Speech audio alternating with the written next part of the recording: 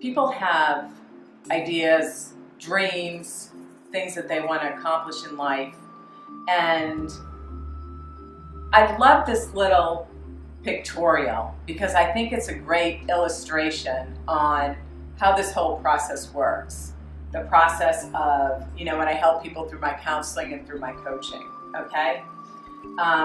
Somebody had showed this to me and I just really gravitated toward it because it makes sense. And when I talked about having ideas and dreams, then that's in this visionary reality over here. We all have them. And the main thing is to turn those dreams into a reality. And once you do that, you're up here at the gold star. And I spoke a little more before about some of your values. Your values should play into this so that they can kind of be your guiding principle. But then let's look at what happens. Let's look at, this is the playing field. And this picture right here is the playing field in life, okay? There aren't any really hard and fast rules for life. And that's because life it's changing a lot. It has impermanence. That's really called your physical reality. And what happens is, so people have dreams, and as they move towards their dreams to get to where they want to go, they run into some of these physical realities. Life is always going to throw at you different things that are going to be happening, because one thing you can bet on, and that's going to be change. Change is always going to be happening. And so that's something you need to think about. There's always going to be issues that come at you in terms of, could be, with time constraints. You could be pulled in 5 different directions. You could be part of the sandwich generation with your kids pulling at you and your parents pulling at you, and you're there in the middle. There could be money issues. There's a whole lot of things that you have to navigate as you're working your way up to, wanting to turn your vision and dream into reality. So what do?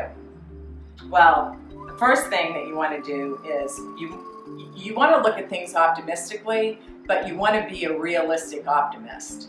And what a realistic optimist does is they look at some of these factors and they try the best that they can, to plan for some of those things. But because life does throw changes at you, you have to have a certain type of flexibility. And that's where kind of the realisticness comes in. That, you want to be optimistic, and that there's ways that you can work around that. Now, what happens to people? Okay, what I like about this is this little guy here, and this is a Buddhist term, okay? This little guy here is a monkey, and the Buddhists call him the monkey mind. And what happens is when people are moving towards making their dreams a reality, they're gonna run into this little guy. And why is that?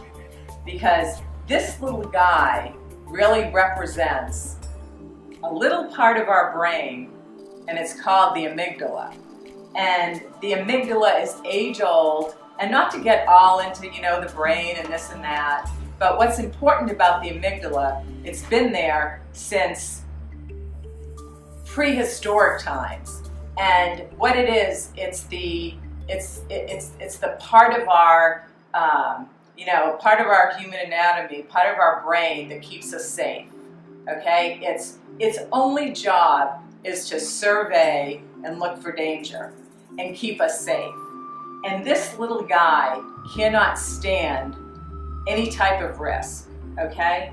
This guy in the amygdala was so helpful when we had saber-toothed tigers running after us, or wild animals trying to break up the prey and attack us or eat us. But that's not really happening anymore. So what's happening now in today's world is we have other things that make us a little bit anxious or nervous, or when we want to go out of the status quo and we want to take certain risks. So when that happens, this little guy starts to activate. And it's like, oh no, say that you were up for a promotion at work that you really wanted. You had your dream of where you could go in the corporation. And then as you started to, work your way up, then you found out, oh, you have to give presentations to the board, or to a bunch of different people, and you don't like giving presentations. It makes you very anxious. It makes you scared, and then this monkey starts just going crazy on all the reasons why this is not a good idea. They're going to see that you really don't know what you're doing, that you're really not qualified enough for the job, that somebody else would have been better, that they made a mistake. It's all of that kind of talk that is going to be negative, to scare you, to keep you in place so that you don't go through the status quo. So when this stuff happens, and this does happen, and it happens to all of us whenever we're going out of our comfort zone, and that's part of the reason why it's hard to ever get past the comfort zone, because if you don't realize that this is happening and you don't have any strategies to deal with the monkey and the monkey mind, then you're going to be fused to the monkey mind, and you're not just going to know that, okay, monkey, this is just, this is the monkey mind talking, that he's doing or she's doing what she's supposed to be doing, and I am very thankful for this monkey, because if I was in real danger, this monkey would probably save my life, if it were possible for my life to be saved. But when it comes to going out of our comfort zone and taking chances and making new decisions, or new relationships, or new jobs, or moving to a new city, we don't need all of the chatter and all of the scare tactics of this monkey to keep us so that we're not moving. So that's that's a way that I can describe what what I do. And there's so many different ways of working with this monkey, and the way that I work is, it's really not, as I had said before, it's not a one-size-fits-all.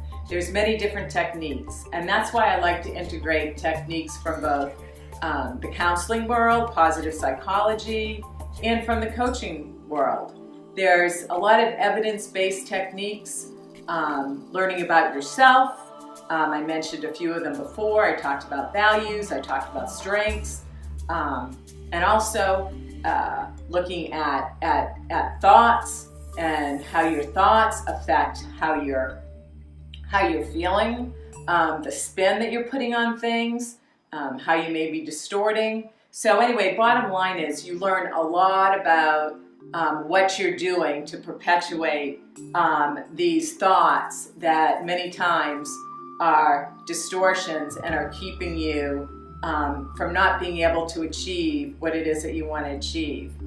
And so that's where I come in and can help.